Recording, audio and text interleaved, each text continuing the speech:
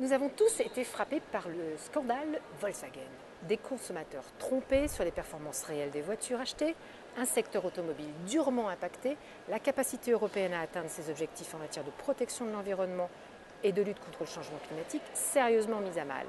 Sur ce sujet important, je suis ravie d'accueillir ma collègue et amie, Christine Revaud-Dallon-Bonnefoy, qui est membre de la commission transport au Parlement européen.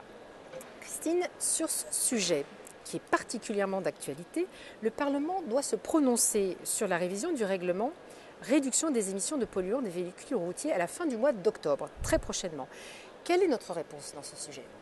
Alors, c'est un sujet qui nous a fortement impacté puisqu'on a entendu parler de ce scandale Volkswagen qui a révélé au grand jour les abus des constructeurs automobiles. On a des normes, on est censé les respecter et on s'aperçoit que non seulement elles n'ont pas été respectées ces normes, mais qu'en plus ils ont fraudé, considérant qu'ils pouvaient passer au travers de ce genre de choses. Donc là, il y a réellement besoin d'intensifier au niveau des contrôles qui vont être faits auprès de ces constructeurs, de rétablir la confiance pour tous les citoyens, les consommateurs qui vont acheter et pour s'assurer qu'on va vraiment respecter ces normes anti-pollution.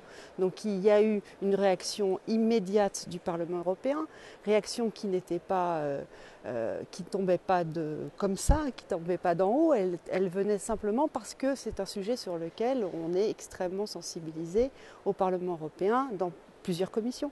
Il y a la commission des transports, de l'environnement, de l'industrie, des affaires économiques. Donc c'était un sujet fondamental.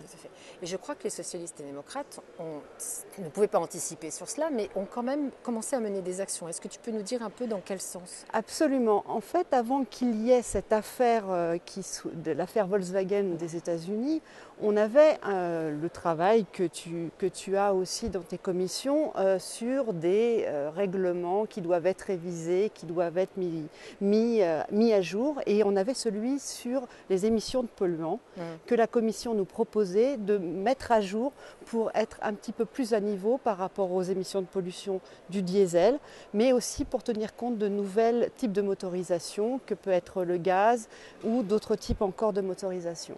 Et ce rapport il a été présenté en commission au mois de juin dernier, donc on a fait un amendement, les socialistes, où on demandait à ce que les tests sur les émissions de polluants ne soient pas uniquement en entreprise, en industrie, mais soient faits en conditions réelles.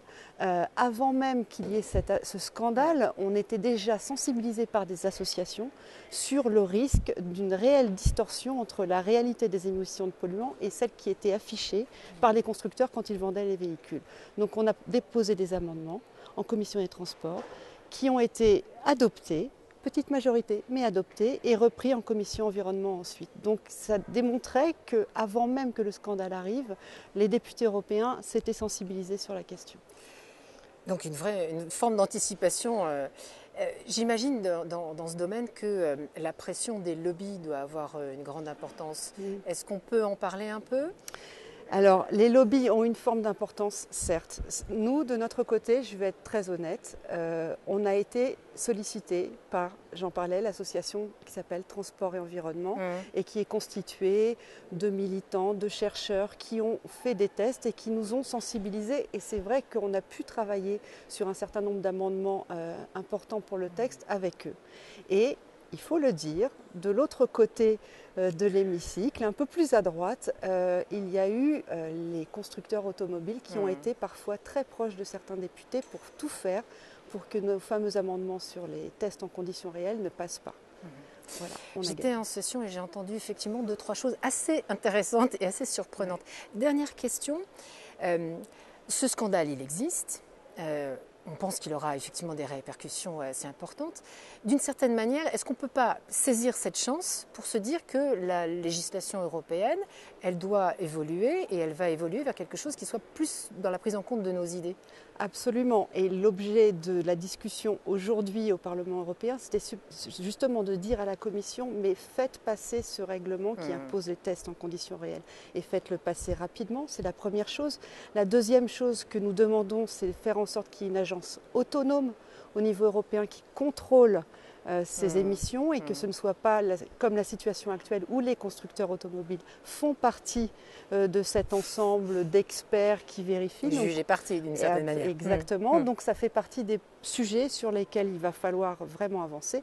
Et puis par ailleurs, encore une fois, pour rassurer les Européens, les consommateurs, faire en sorte qu'il y ait des contrôles extrêmement stricts sur tous les véhicules qui sortent aujourd'hui sans même attendre cette nouvelle réglementation. Parfait. Prochaine étape, c'est un vote en plénière? Oui, en octobre, fin octobre. D'accord. Absolument. Ici. Eh bien écoute, on aura sans doute l'occasion d'en reparler. Merci Sylvie. Merci beaucoup Christine. Au revoir.